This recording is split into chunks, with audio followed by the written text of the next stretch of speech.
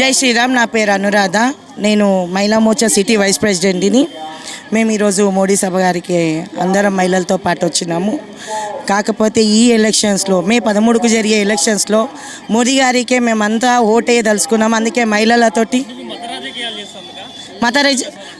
మత రాజకీయాలు వాళ్ళు చేస్తున్నారు. ఏ రోజు మతం పేరు మీద మాట్లాడలేము. మేము జై శ్రీరామ్ అని ఓటు అడుగుతున్నారని మాట్లాడుతున్నారు.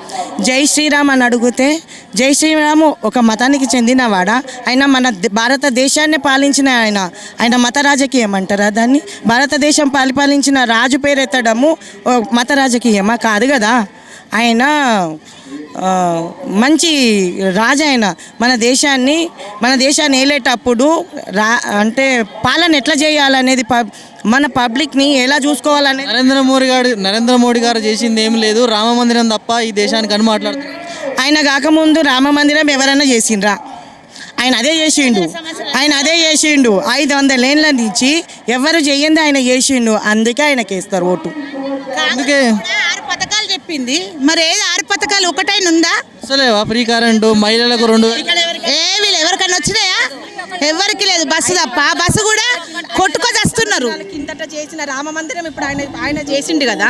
రీసెంట్లీగా 4 నెలలు 3 నెలల కింద చేసిన 6 పథకాల గతి ఎక్కడ పోయింది? మరి ఆ మహిళలను కానీ జనాల మోడీ గారు తెలంగాణకి ఏం చేయలేదు. రేవంత్ రెడ్డి అంటుండు గాడిది గుడ్డు చేసిండు. రేవంత్ రెడ్డి గాడిది గుడ్డు చేసిండు. 6 పథకాలు అని చెప్పి ఓట్లు వేయించుకొని అందరినీ పిచ్చోళ్ళ చేసిండు. నరేంద్ర మోడీ గారు ఇప్పుడు రేషన్ తింటున్నారు అంటే నరేంద్ర మోడీ గారు ఇస్తున్నారు కాబట్టి రేషన్ తింటున్నారు. ఇంకా 5 సంవత్సరాలు కూడా తను ఫ్రీ రేషన్ ప్రకటించిండు. తన గురించి మాట్లాడడానికి రేవంత్ రెడ్డి గాడిద గుడ్డు అనుకోలేక నరేంద్ర మోడీ గారిని గాడిద గుడ్డు అంటున్నాడు. కానీ తెలంగాణలో 8 మంది ఎమ్మెల్యేలు, తెలంగాణలో బీజేపీ పార్టీ ఏడ గెలుస్తుంది అని మాట్లాడుతున్నారు. ఏడు గెలుస్తుంది అంటే గెలిచి ఈసారి బీజేపీ అంటే ఏంటిది అనేది మేము చూపించడానికే మహిళలం కానీ ప్రతి ఒక్కరు యూత్ కానీ ఎవరైనా ఈసారి బీజేపీకి మద్దతుగా అందరూ ఉన్నారు. కాబట్టి ఎవరి ఎమ్మెల్యేలు ఏందనేది అన్నీ ఇప్పుడు మొత్తం ఎలక్షన్ తర్వాత బయటపడుతుంది. తెలంగాణలో ఎన్ని సీట్లు రావచ్చు అనుకుంటున్నారు బీజేపీ? మేము ఖచ్చితంగా అనుకుంటున్నాం 400. ఆప్కీ బార్ 400 బార్.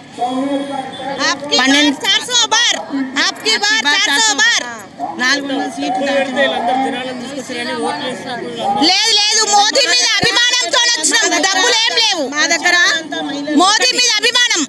మోదీ లేకపోతే ప్రపంచమే లేదు. లేడీస్ కు కానీ జెంట్స్ కు కానీ ఏది చేయలేరు ఎవరు, ఏ పార్టీ వాళ్ళు. ప్రచారం మనస్ఫూర్తిగా చేస్తున్నాము, మనస్ఫూర్తిగా ఓటేస్తున్నాం.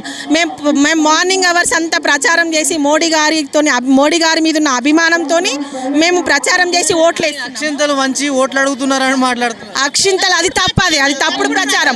మేము పొద్దున్ననక తిరుగుతుంటే వాళ్ళు రాత్రిపూట నోట్లు పట్టుకొని తిరిగి వాళ్ళు ఓట్లు అడుక్కుంటున్నారు. అది రాత్రిపూట కనబడదు. మేము పొద్దునంతా తిరిగేది పైసలు ఇచ్చి తిరుగుతున్నారని వాళ్ళకి కనబడుతుంది. కానీ అది తప్పుడు ప్రచారం. అది అబద్ధం. అది మతాల మధ్య అట్లయితే కానీ మోదీ ప్రభుత్వానికి అది లేదు. మత ప్రచారాలు వాళ్ళు చేస్తారు కానీ మన మోడీ చేసే రాజకీయం దాంట్లో మత ప్రచారం అనేది లేదు. ప్రతి ఒక్కరికి మోడీ గారు ఏం చేస్తున్నారు అనేది ప్రతి ఒక్క యూత్కి కానీ ముసలి వాళ్ళకి కానీ మధ్య వయస్సున్న వాళ్ళకి కానీ ప్రతి ఒక్కరికి తెలుసు. దేశంలో బీజేపీ పార్టీని గెలవనీయమని మాట్లాడుతున్నారు కదా. వాళ్ళు మాట్లాడినంత మాత్రం ప్రజలు తీసుకోవాలి నిర్ణయం. అది వాళ్ళ ఊహ.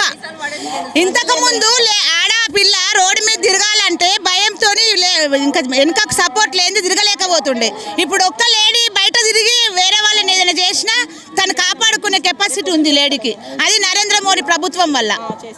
సరే, పిఎం అయ్యే అవకాశం ఉందా నరేంద్ర మోడీ గారు? అవుతాడు 100%.